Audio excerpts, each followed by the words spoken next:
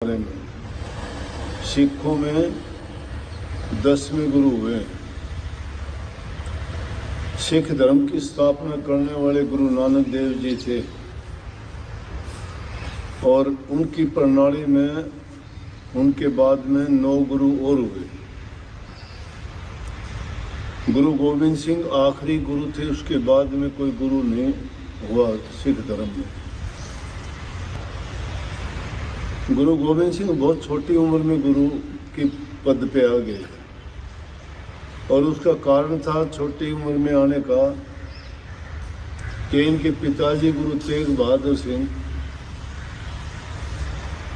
दिल्ली में शीशगंज गुरुद्वारा बना है, वहाँ पे उनका शीश उतार दिया गया, शहीद हुए थे।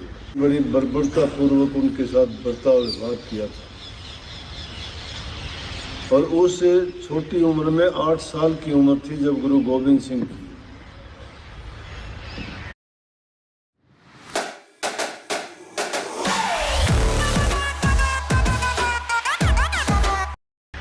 जब ज़्यादा प्रताड़ना करने लगे, लोगों को तंग करने लगे, तो कुछ लोग आके गुरु तेग बहादुर से कहने लगे कि हमें बहुत परेशान करते हैं और हमारी रक्षा आप कर सकते हो। तो ये फरियाद जब लेके आए तो गुरु तेग बहादुर उनसे कहने लगे कि भाई इस काम के लिए तो कोई जो है महान पुरुष को अपनी कुर्बानी देनी पड़ेगी। और ये बात जब हो रही थी तो उस टाइम पर गुरु गोविंद सिंह जी वहाँ आ गए।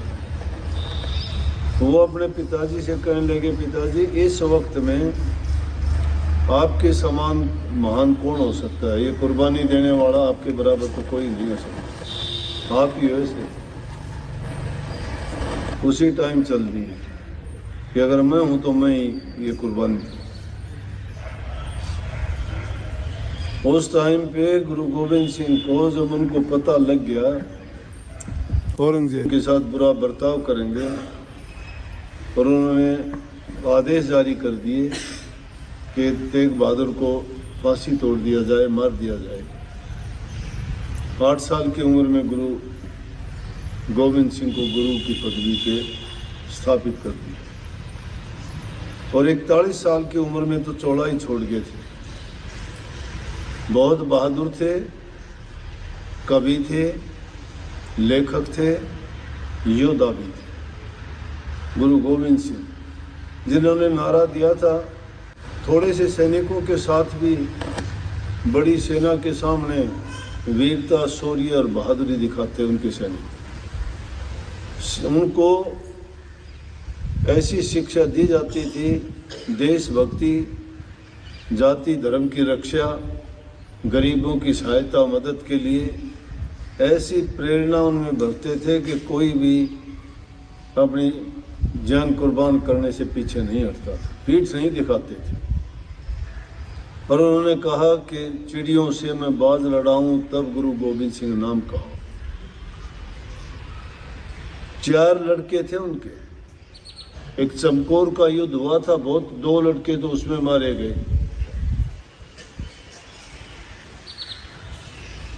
थोड़े जवान थे वो तो, बल्कि हम छोटी क्लास में होते थे तो कविता आया करती, उसमें थोड़ा अंश याद है मुझे कि जब उन सिख गुरु गोविंद के उन शहजादों ने अपनी कुर्बानी दी तो उस पे वो कविता थी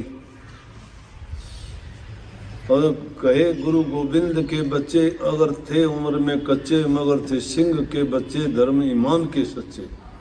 जोरावर जोर से बोला, फतेह सिंह शोर से बोला, रखो ईंटें धरो गारे, चुनो दीवारें है तुम्हारे, निकलती सांस बोलेगी यही हमारी लाश बोले।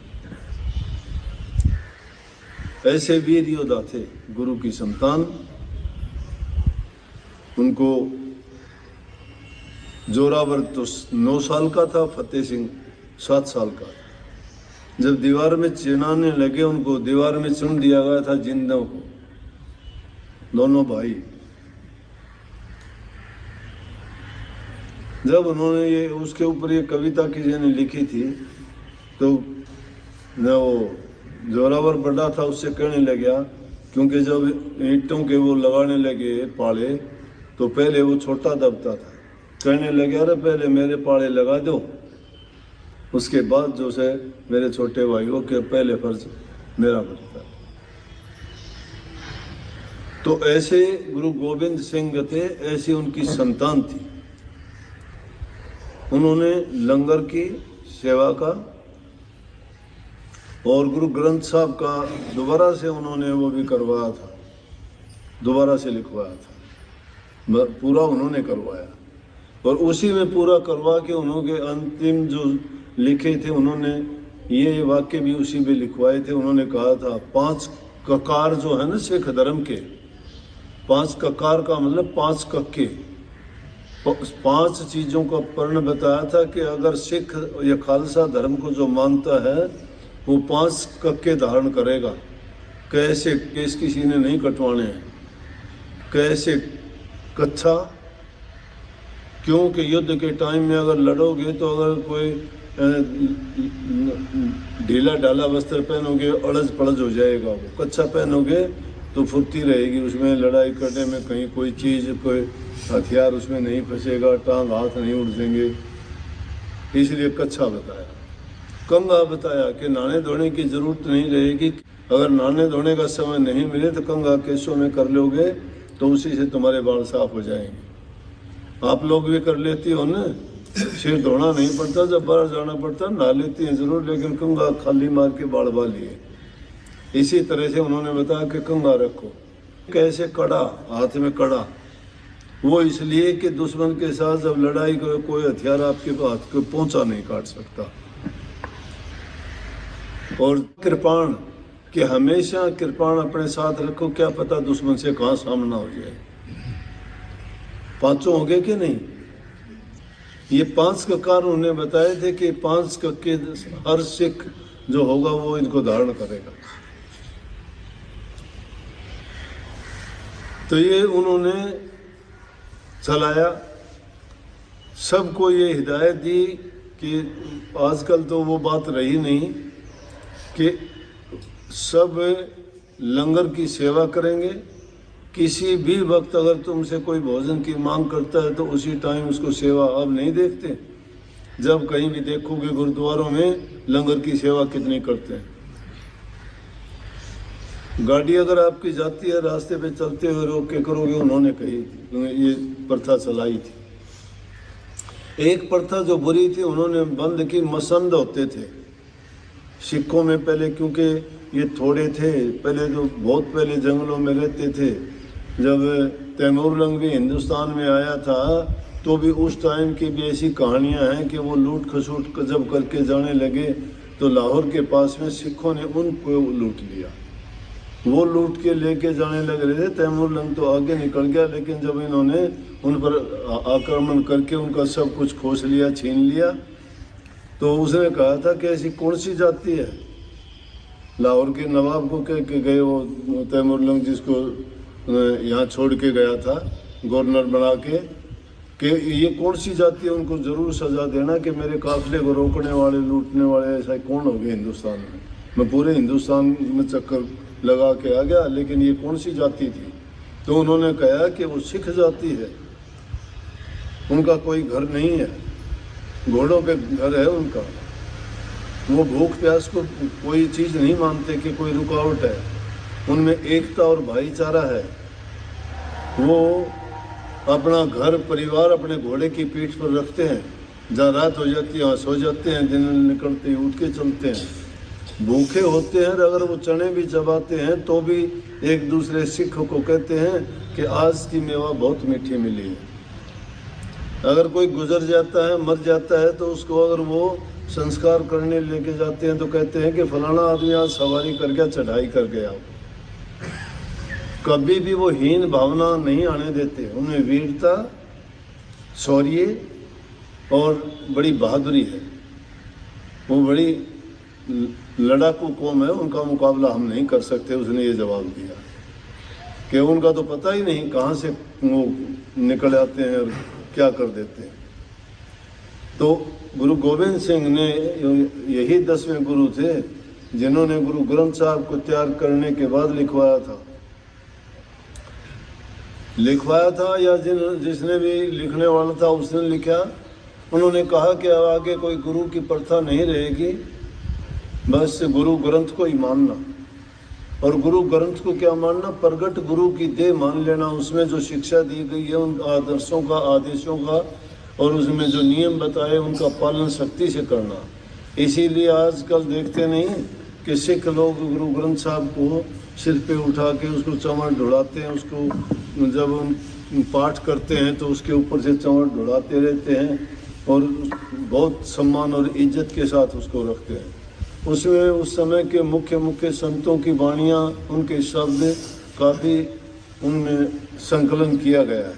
जैसे कबीर साहब के, दादू के, पलटू के, जो भी उनको उस टाइम में अच्छे लगे थे वो सभी उसमें गुरु ग्रंथ साहब में हैं।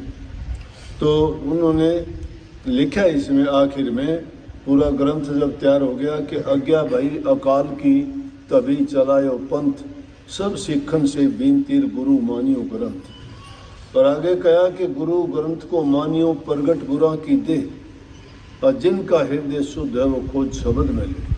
बात करने को तो बहुत गहरी बात है, आध्यात्मिकता की दृष्टि से देखोगे तो भी बड़ी ऊंची बात कही है उन्होंने। उसमें क्या लिखा कि आज्ञा भई अकाल की, कि ये मेरा हुक्म नहीं, ये तो उस धुर दरगाह का हुक्म है।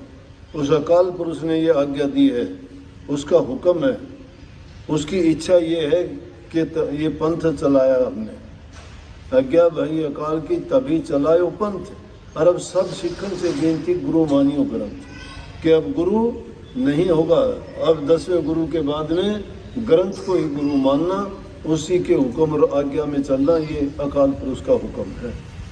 और आगे कह दिया कि गुरु ग्रंथ को मानियो। गुरु तो उसको मानो ही के, गुरु ग्रंथ को मानिए और प्रगट गुरा की दे। ये ना सोचना ये ग्रंथ है, ये पुस्तक है, ये किताब है ना, उसको प्रगट रूप में गुरु का शरीर ही मान लेना कि गुरु है प्रगट रूप में। गुरु ग्रंथ को मानिए और प्रगट गुरा की दे, जाका हृदय शुद्ध है वो खोज शब्द में। अब शब्द दोनों आगे, एक शब्द तो जिनका संकलन गुरु ग्रंथ साहब ने किया है कि वो आदर्श है, वो नियम है, वो उपदेश है, वो शिक्षा है, उनको प्रगट मानो। तो उनको उसमें खोजने की कोशिश करो, क्योंकि उन पर चलोगे तो वो तुम्हें सच्चाई बताते हैं, अच्छाई की ओर लेके जाते हैं, पाप कर्म छुटवाते हैं, सुमति आती है, कुमति चली जाती है, नेक इंसान बनना सिखाती है। उसमें भक्ति का सच्चा मार्ग है। और दूसरी तरफ से अगर देखोगे तो शब्द किसको कहा गया? परमात्मा को ही कहा गया है, जिसने पूरी सृष्टि को रचा है। उसने कहा है कि वो जाका हृदय पवित्र है, जिसका हृदय शुद्ध है। शुद्ध हृदय कैसे होगा? शराब कबाब नहीं पीता है, मांस मछली अंडे नहीं खाता है, किसी गरीब को दुखी नहीं करता है, और सच्चा अपना मेहनत का कमा के खाता है, जो भ्रष्टाचार नहीं करता है, सत्य का पालन करता है, पाप कर्म नहीं करता है, पराये धन, पराई स्त्री, पराई चीज़ों को नहीं तकता है, उसका हृदय शुद्ध और पवित्र है। ऐसा हृदय वाला उसको, उस शब्द को खोज लेगा, उस सत्य को पा लेगा, जिससे ये सारा सिस्टम चलता है, जिससे पूरा दुनिया का जो हम देखते हैं संसार चल रहा है, उसका सारा का